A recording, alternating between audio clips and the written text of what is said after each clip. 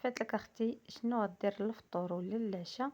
اجي معايا نحضرو هاد الطبق اللي ساهل ودغيا تيوجد. عندي هنا 3 الكيسان ديال الرز صفار اللي غادي نسلقوهم غير نص سلقه، تنضيف واحد الرشه ديال الملح وغادي نخليهم يتسلقوا، وغادي نرجعو نحضروا الخضره. وهنا نقيت الخضره، عندي البصله، الفلفله، الجعده، القرعه، الربيع، وحراس ديال الثومه وجلبانه. وهنا الرز اللي تسلقنا غير نص سلقه وصفينا عليه الماء، ما نخليوهش يطيب بزاف باش غادي نبخروه مع الخضره. وهنا عندي الدجاج اللي غادي نضيفوا له التوابل، تنضيف الملحه، سكينجبير، الخرقوم، الابزار، 2 معالق ديال الصلصه، زيت العود والزيت النباتيه. هنا غادي نضيفوا الربيع وغادي نخليو شويه ديال الربيع والثومه. هنا 2 وريقات ديال اليازير، تعطينا واحد النسمه تيجي في الطياب رائع.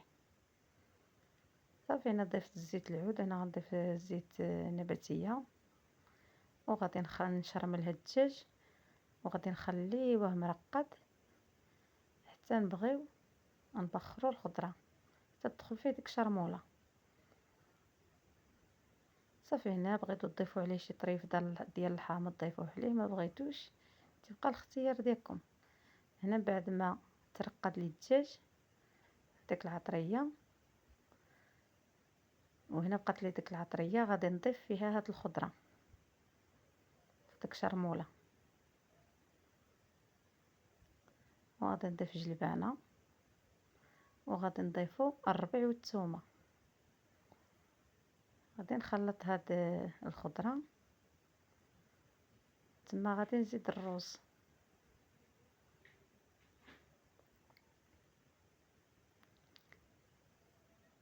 هنا راه غير 3 ديال الكيسان ديال الرز، ما شاء الله راه تيزيد.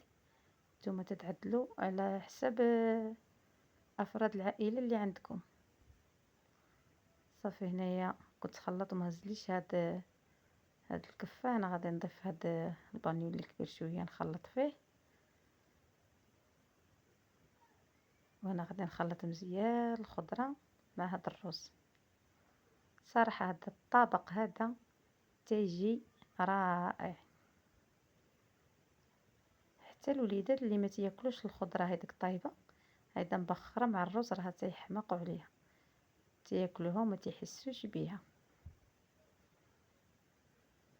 صافي انا غادي نستف الدجاج هو الاولاني في القاع ديال الكسكس.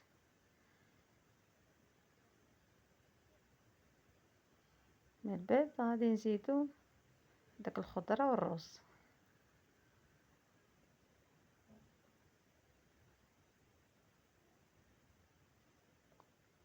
طبق دغيا تيوجد العشاء ديالكم والفطور ديالكم اللي تيكون خفيف وصحي، ملي تاكلو تتحس بالراحه وتتحس براسك خفيفه. صافي هنا الطبق ديالنا راه وجد، ما شاء الله.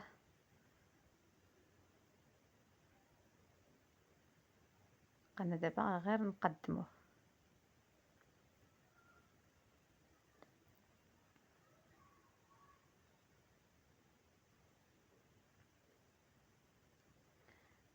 صافي هنا ديك الفخيطات ديال الدجاج تنستفوهم على الرز، تيجي واحد الرز ما شاء الله رائع. واحد الطبق الحاجه مبخره تبقى محتفظه على الفيتامين ديالها. تيكون هذا هو الطبق ديالي، تنقدمه بالصحه والراحه، ونتلاقاو في فيديو جديد ونهار جديد. الا كنتو اول مره تشوفوا الصفحه ديالي ما تنساوش تفعلوا الجرس، بارطاجيو الفيديو مع احبابكم وصحابكم باش اي فيديو جديد يطلع عندكم. وما تنساوش تفعلوا مع الفيديو بالتعاليق واللايكات. جزاكم الله خيرا.